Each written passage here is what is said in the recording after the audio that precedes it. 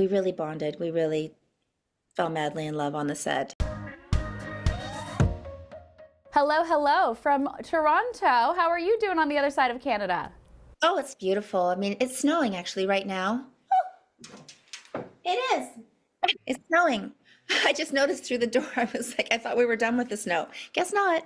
No, no, winter is here to stay, but we get to take a little break from winter when we dive into your incredible show. Congratulations. Pamela's Cooking with Love. It's so cozy, it's so warm, and I am obsessed with that kitchen in the barn.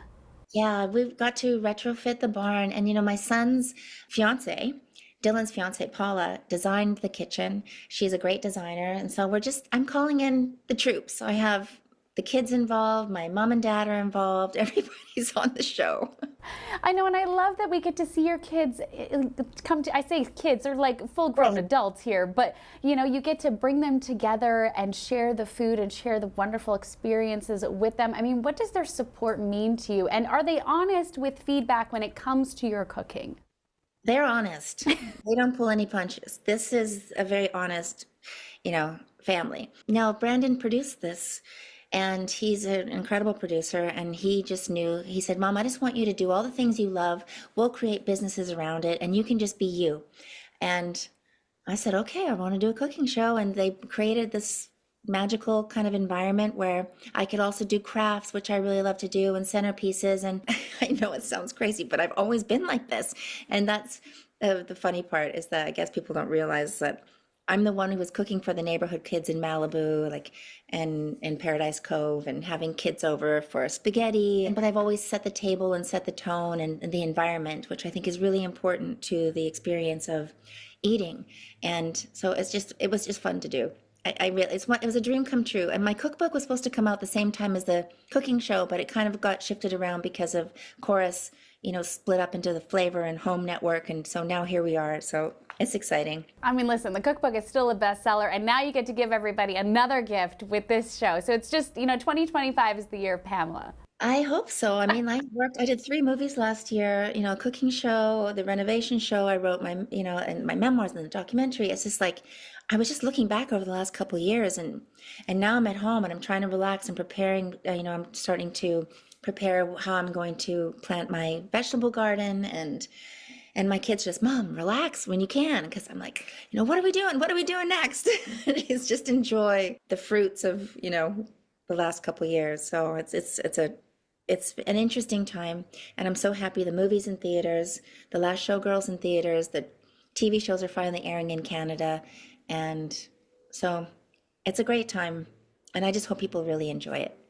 Oh my gosh. I have to say, I could watch an entire cooking show where it's just you, but I think it's so special that you bring in chefs to share in the experience, to talk about their heritages and the flavors that are so important to them. So yes, they bring the wisdom, but I have to say, you bring the vibes, you bring the fun. You had so many good one-liners. Like, I was like, oh, I need to take notes, because Pamela is sharing her knowledge. Like, plant-based food is the fountain of youth, and you don't get old, you keep learning. Like, these are amazing. Yeah, I'm full of those. I write my newsletter too each week, my letter on Substack. It's called Open Journal. And my kids also convinced me to do that, so I'd stop sending them these kind of one-liners or these paragraphs, these, words of wisdom from Mom. They're like, can you share this with other people too, so we don't get these long, lengthy emails? Well, on behalf of all of us, thank you. I like the one-liners. I mean, you've done so much in your career, but this show feels really natural. It feels really organic. We're in your home environment. I mean, what did it teach you about yourself with regards to your strength, your resiliency, and also just your love of bringing people together? Well, I mean, I've always wanted to do a plant-based cooking show. It's been on my list of things I would love to have done, but people really didn't see me in that genre, even though that was my life. And so it's really exciting. I feel like it's something I can check off the list, and hopefully I get to keep doing. But just to be able to really, learn how to garden, learn, and when you have seasons, canning and pickling and all those things are, I come from a long line of picklers. My Auntie Vi, my great Auntie Vi, won all the pickle and mustard awards on the island. So I have all these recipes, and it's been exciting to experiment. I put dried roses in my pickles. So I do a little bit different, but it's nice to experiment. I have to say, my late grandmother was a showgirl. I grew up looking at photo albums of her in Montreal and in Quebec City wearing the most glamorous, opulent costumes, and getting to watch The Last Showgirl made me emotional for many, many reasons. One, it's such a beautiful piece of art. And two, it really connected me to her. I felt like I was watching her and getting to see a different side of her through your performance. What do you miss most about the glamorous, over-the-top experiences from that 18-day shoot?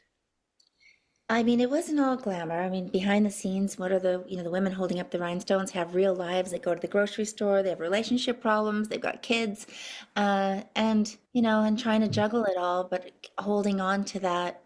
I think we know a lot of Shelleys. I know a lot of Shelleys, and that's the comment I get a lot when I'm, seeing people. And it is an art house film, so it didn't get to a lot of theaters, but a lot of people saw it, and a lot of people love it. It's still in theaters, and I'm so happy that it was only an 18-day shoot. It was a labor of love, but it was really interesting to inhabit a character like Shelley because I have so much empathy and love for her and get it.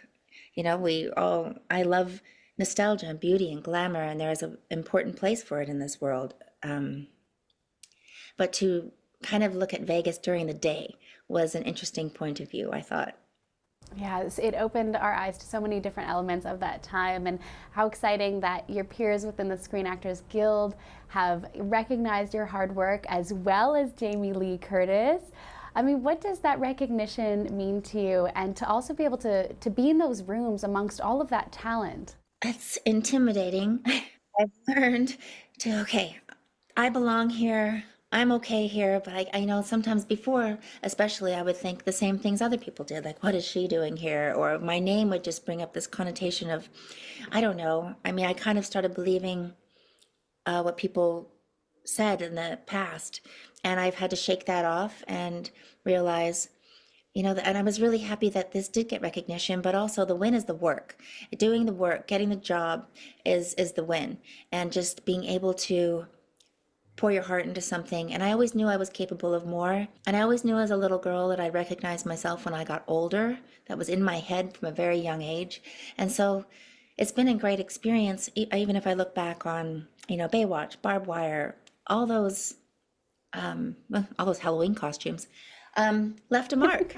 So I was on to something back then. And so now I'm just really happy that I get to really apply myself the way I knew that I could.